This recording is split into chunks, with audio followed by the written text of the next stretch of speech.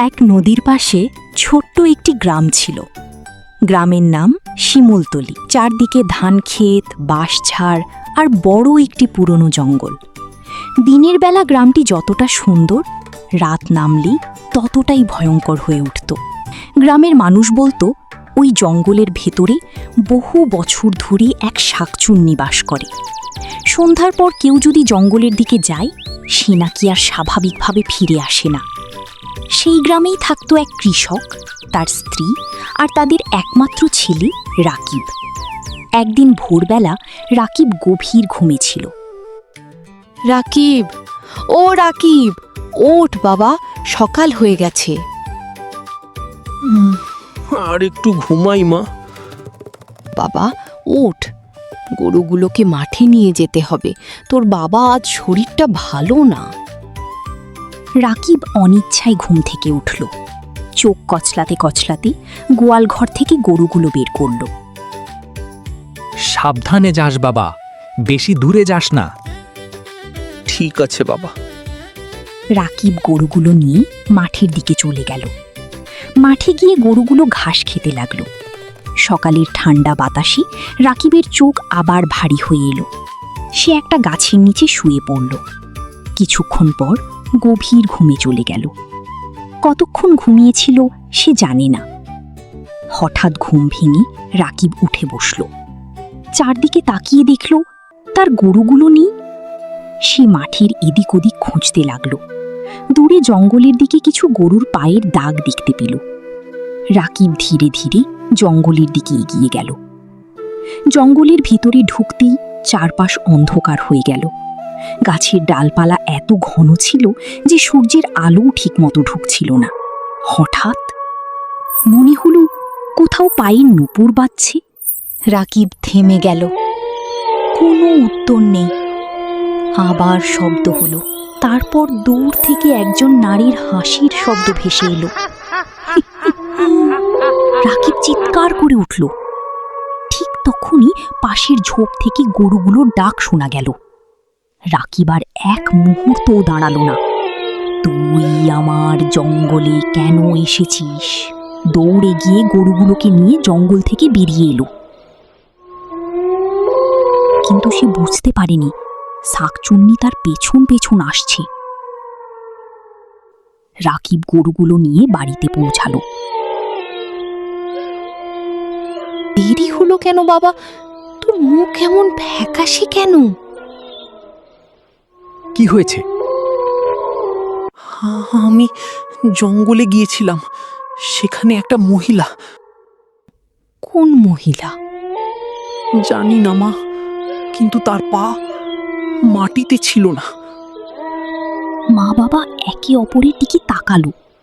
সেই রাতেই অদ্ভুত ঘটনা ঘটল। রাকিব ঘুমিয়ে পড়ার পর হঠাৎ জানালার বাইরে থেকে নুপুরের শব্দ শোনা গেল। মা ঘুম থেকে উঠে জানালার দিকে তাকালো। কেউ নেই। হঠাৎ জানালার কাছে লম্বা চুলের একটা ছায়া দেখা গেল। ও আল্লাহ! বাবা দৌড়ে এসে জানালার দিকে তাকালো, কিন্তু সেখানে কিছুই নেই। পরদিন সকালে রাকিবের আচরণ বদলে গেল। সে কারো সঙ্গে কথা বলছিল না।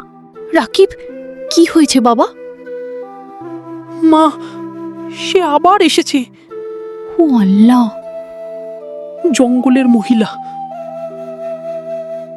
সেদিনই গ্রামের প্রধান করিম মিয়াকে ডাকা হলো। তার সঙ্গে গ্রামের আরেকজন লোক হাসিমও এলো। আমি আগেই বলেছিলাম ওই জঙ্গলে কিছু একটা আছে। এখন ভয় পেলে চলবে না। কবিরাজ মকবুলকে খবর দাও। কিছুক্ষণ পর গ্রামের পুরনো কবিরাজ মকবুল এসে রাকিবকে দেখে চুপ হয়ে গেলেন। ছেলেটার ওপর অশরীরীর প্রভাব পড়েছে। কাল সে যে জঙ্গলে গিয়েছিল, সেখানকার কোনো আত্মা তার পিছু নিয়েছে। তুমি আমাকে এখান থেকে সরাতে পারবে না। আমার ছেলেকে বাঁচান কবিরাজ। ভয় পেও না, কিন্তু আজ রাতটা খুব কঠিন হবে। রাত নামল। বাড়ির চারদিকে সবাই বসে রইল। হঠাৎ বাইরে থেকে নুপুরের শব্দ ভেসে এলো। ঘরের সবাই ভয় পেয়ে গেল। হাসিম দরজার ফাঁক দিয়ে বাইরে তাকিয়ে চিৎকার করে উঠল। ওই যে উঠানে কে দাঁড়িয়ে আছে? সবাই তাকিয়ে দেখল একজন ভয়ঙ্কর চেহারা, নোংরা কাপড় পরা নারী উঠানের মাঝখানে দাঁড়িয়ে আছে। কেউ দরজা খুলবে না। রাকিব, রাকিব। তার লম্বা চুল মুখ ঢেকে রেখেছে। হঠাৎ সেই নারী মাথা তুলে হাসতে লাগলো। না বাবা, তুই কোথাও যাবি না। রাকিব অদ্ভুত শক্তিতে মাকে সরিয়ে দরজার দিকে এগিয়ে গেল। ঠিক তখন কবিরাজ কিছু মন্ত্র পড়ে তার কপালে পানি ছিটিয়ে দিলেন। রাকিব মাটিতে পড়ে গেল। বাইরে থেকে শাকচুন্নির ভয়ঙ্কর চিৎকার শোনা গেল। এই ছেলে আমার।